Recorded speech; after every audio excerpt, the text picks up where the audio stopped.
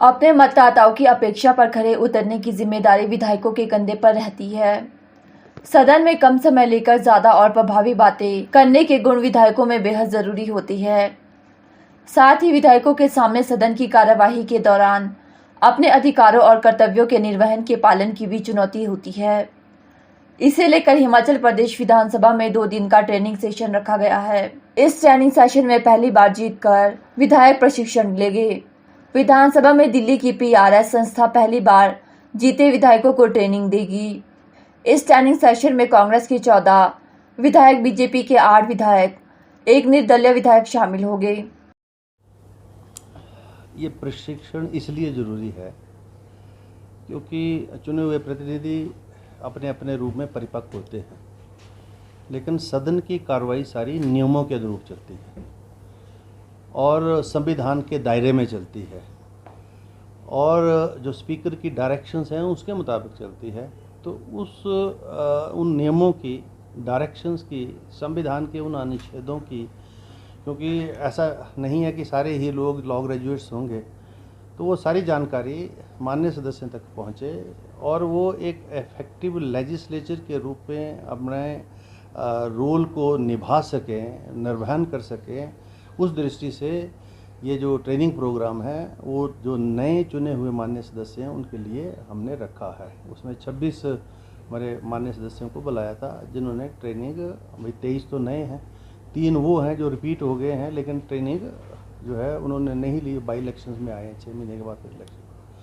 तो उसमें से 15-16 लोग तो आ चुके हैं, कुछ ने मजबूरी बताई है, शायद कल आ जाएं सारे।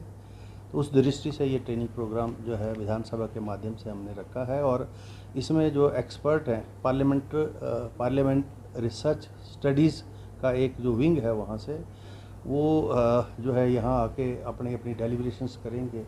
माननीय सदस्य जहाँ जहाँ जो भी उसमें क्वेरी करना चाहें, पूछना चाहें, अतिरिक्त जानकारी हासिल करना चाहें, वो जो है वो आदान प्रदान होगा। ये मतलब सिर्फ डेलिब्रेशंस नहीं होगी, ये मतलब सब लोग मिलकर जो है साझा इस कार्यक्रम को इस प्रकार से बनाएंगे ताकि एक इफेक्टिव लेजिस्लेचर के रूप में चुना हुआ जो हमारे नए प्रतिनिधि हैं वो काम कर सकते हैं। सर, ई विधान क्योंकि पहली ऐसी विधानसभा है जो ई प्रणाली जिसने अपनाई थी, और उस ई प्रणाली के बारे में भी क्या जानकारी दी जाएगी, किस तरीके से कार्य किया जाता है प्रणाली के माध्यम से हिमाचल प्रदेश विधानसभा में, क्योंकि एक मॉडल है हिमाचल प्रदेश। बिल्कुल, अब तो ये ज़रूरत है समय की और इस दृष्टि में अब तो राष्ट्र स्तर के ऊपर बहुत काम हो। जो कॉन्फ्रेंस हुई ऑल इंडिया लेवल के ऊपर जयपुर में, जिसमें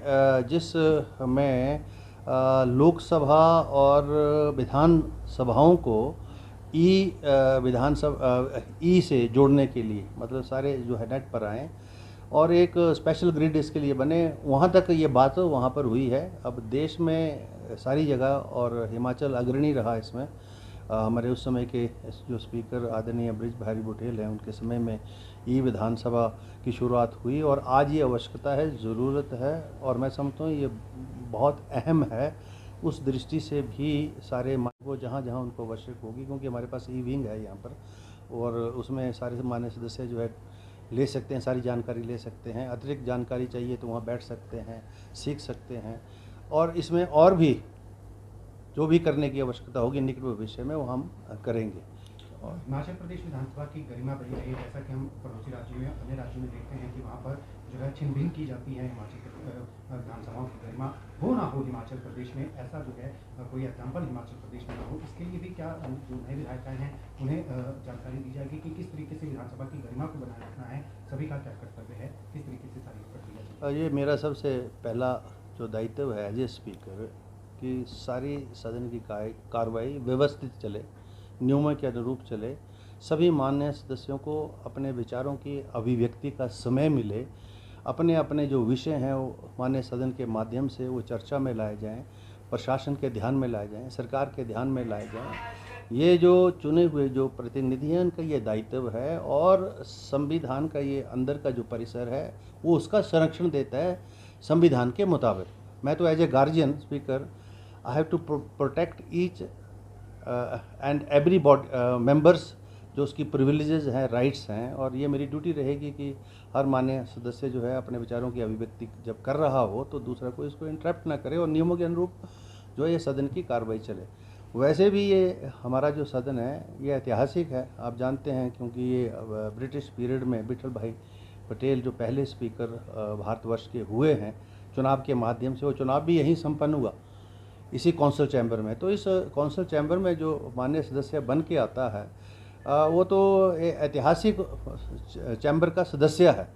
और यहाँ अभी तक की जो परिपाटी रही है उसमें सभी सामान्य सदस्यों का आचरण बहुत अच्छा रहा है, और मुझे यही अपेक्षा है कि मेरी तरफ से पूरा सहयोग मिलेगा, और मैं सभी मान्य सदस्यों से सहयोग की जो है कामना भी करता हूँ। सत्ता और विपक्ष के सभी साथियों को समय मिलेगा, क्योंकि मुझे सभी ने जो है सत्ता और विपक्ष की जो सहमति से एज अध्यक्ष चुना है।